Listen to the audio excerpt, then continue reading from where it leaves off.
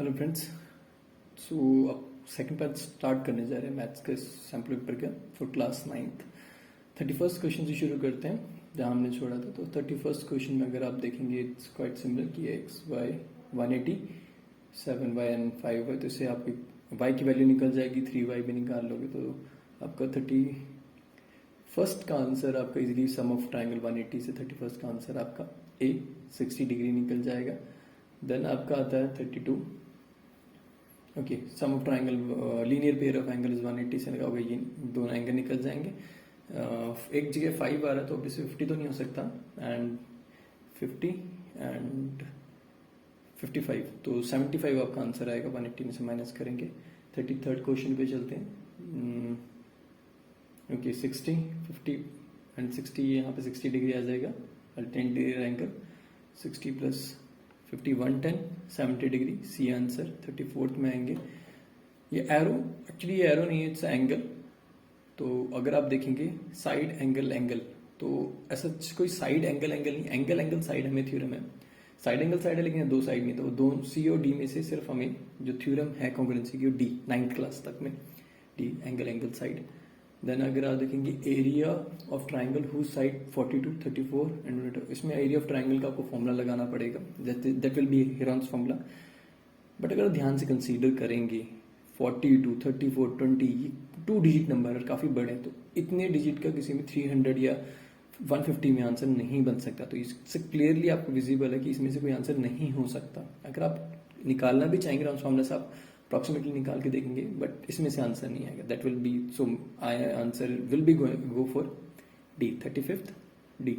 36th में अगर जाएंगे semi parameter of triangle. Semi parameter मतलब आधा पैरामीटर, सारी साइडों को प्लस करना आपने, डिवाइडेड बाय 2 करना है। तो सारी साइडों को करेंगे 4 to 6 46, हाफ करेंगे 23, तो 36 ए आंसर। देन 37th अगर आप देखेंगे the base of isosceles triangle 24 centimetre है and it's area is 192। Isosceles triangle है तो अगेन हेरॉन्स फॉर्मूला से पहले आपको साइड निकालनी है दोनों, देन उसके बाद एरिया ऑफ आइसोसेलेस ट्राइंगल से आपको साइड स्क्वायर करना है वहां पर एक्चुअली, तो वो आपका निकल जाएगा। पैरामीटर आपको निकालना है, तो आई थिंक अगर आप जाएंगे निकालने तो आई थिंक मैंने सॉल्व किया था इसे, it's will be go for 64 centimetre. 37 का अगर आप देखेंगे तो 64 सेंटीमीटर कलर चूज कर लेते हैं। ओके, तो 64 सेंटीमीटर आपका आंसर बन जाएगा। तो नेक्स्ट है 30th है the length of an altitude of equilateral triangle.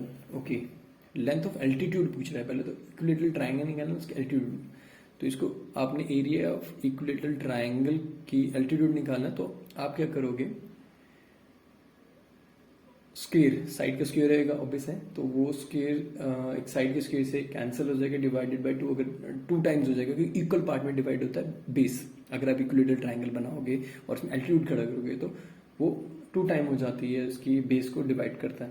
Then it will be go for your A option, that will be √3/2 इसके। बाकी दोनों अगर आप ध्यान से देंगे बी तो हो ही नहीं सकता, इट्स नॉट पॉसिबल, क्योंकि वो है ही इक्विलेटरल या एल्टीट्यूड निकालने के बाद के सेकंड में हाफ नहीं होता सिर्फ, तो 2 टाइम्स नहीं होगा, स्क्वायर भी कम होगा। देन क्लास मार्क्स ऑब्वियसली 150 और 160 के बीच का क्लास मार्क पूछ रहा है, क्लास इंटरवल नहीं। क्लास इंटरवल 10 होगा लेकिन क्लास मार्क क्या होगा, दोनों का सम करके divided by 2, that will be go for 155। Then okay, weekly wages से वर्क करके और given below how many workers receiving 660 weekly, तो 860 से कम, तो आपको सारे कैलकुलेट करने पड़ेंगे कि 860 से कम कितने हैं यहाँ पर। तो 60 से कम होना चाहिए, वो 60 से ज़्यादा नहीं होना चाहिए।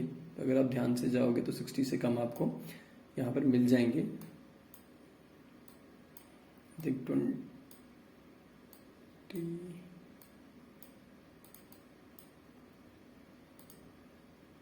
सॉरी 28 37 57 19 24 25, तो 23rd workers is your right answer. C okay, case study. आप केस स्टडी को बिल्कुल ध्यान से करना पड़ेगा कि आपको कैसे करना है। तो तो अगर आप ध्यान x एंड y आपको यहाँ पर फाइंड आउट करना पड़ेगा। तो कैसे निकालेंगे? फर्स्ट ऑफ ऑल अगर आप देखेंगे लेंथ और ब्रेथ पूरे उसकी, तो आपको पता लग जाएगा लेंथ और ब्रेथ किस तरीके से निकलेगी। तो अगर आप ध्यान से देखेंगे कि x plus Y plus 2 is equal to 15 और वो 15 की इधर आ जाएगा तो वो 13 बन जाएगा। तो x plus Y is equal to 13 हो जाएगा। एंड देन इसकी ब्रेथ देखोगे जो कि बिल्कुल क्लियर है 12, तो इक्वेशन है। तो नेक्स्ट ओके, उसका जो स्क्वायर मीटर्स है पूरा है 2 bedroom and kitchen together, 2 bedroom और किचन के टुगेदर का स्क्वायर है। तो फर्स्ट ऑफ ऑल आपको इसमें से x और y की वैल्यू इजीली निकाल सकते हो क्योंकि 5 into X plus 2 plus Y से एक इक्वेशन बन जाएगी, तो वहां से आप निकाल सकते हैं। देन अगर आपने रूम का लिविंग रूम का निकाल इंक्लूडिंग तो 5 प्लस 2 7 इंटू 15 करके निकाल सकते हैं। तो फर्स्ट ऑफ ऑल क्वेश्चन देखते हैं, फिर उसके से हम प्रिडिक्शन कर सकते हैं कि क्या आएगा। The area of 2 bedroom and kitchen respectively, कहता है एरिया ऑफ 2 बेडरूम जिसमें x आएगा एंड 12 आएगा, राइट। 2 बेडरूम एंड 2 बेडरूम का है और किचन का, तो 5 into x into 2, 5 into x करके कर देंगे हम, तो इंटू 2 इससे 10x बन जाएगा। देन 5y ओबियस है, 2 इसमें से अगर माइनस कर देंगे तो वो 5y बन जाएगा, तो विल बी बी। देन हम जाते हैं 42 क्वेश्चन में, length of outer boundary of layout. अगर लेंथ अगर आउटर बाउंड्री देखेंगे तो 15 आ जाएगी एंड 15 प्लस आपका 12, 15 प्लस 12 अगर आप करेंगे तो उसको इंटू लेंथ पूरी देखनी है, तो 15 plus 12 then 12 then 15 30 30 plus 24 that will be, so I think 42 D. 43rd में देखेंगे pair of linear equation 2 variable form from the statement. It's quite difficult कि आप इस इक्वेशन को इससे बना सकें कि एक्स वाई एक ही साइड है, दूसरी साइड की इक्वेशन ब्रेथ की बिल्कुल नहीं है, तो I think it's not possible to make a 2 variable equation. Then it's D answer. And which of the solution satisfy the equation of the 43rd। Okay, कौन सी सेटिस्फाई करेंगे 43rd इक्वेशन को? Right, सच कोई इक्वेशन बनेगी नहीं, तो ये बताना बहुत मुश्किल है, राइट। तो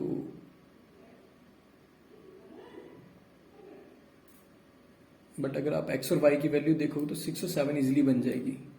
अगर हम इक्वेशन पे जाएं 6 एंड 7, 6 7 11 प्लस 13 प्लस 2 15, तो ये अगर आप देखोगे 6 एंड 7 एंड 2 15 के इक्वल हो जाएगा। देन नेक्स्ट आते हैं हम एरिया ऑफ ईच बेडरूम। तो अब वैसे एक्स की वैल्यू जब आप फाइंड आउट कर लोगे तो आप एरिया ऑफ बेडरूम इजीली निकाल सकते हो। तो 5 इंटू समथिंग होगा, तो 45 का answer is 30। Again case study देखेंगे, ज़्यादा कम अगर येलो में देखेंगे तो एरिया डिफरेंस। तो first which of the subject performance improved the most, कौन से सब्जेक्ट? तो सबसे ज़्यादा अगर आप देखोगे मैथ के परफॉर्मेंस बहुत ज़्यादा इम्प्रूव्ड हुई है, तो 46 का आपका ए ऑप्शन है। Then 47 which subject has perform deteriorated का मतलब अगर आप देखेंगे देन कि सबसे कम किसने किया, खराब किया, दैट विल बी इंग्लिश, तो आप इंग्लिश पे जा सकते हैं डी।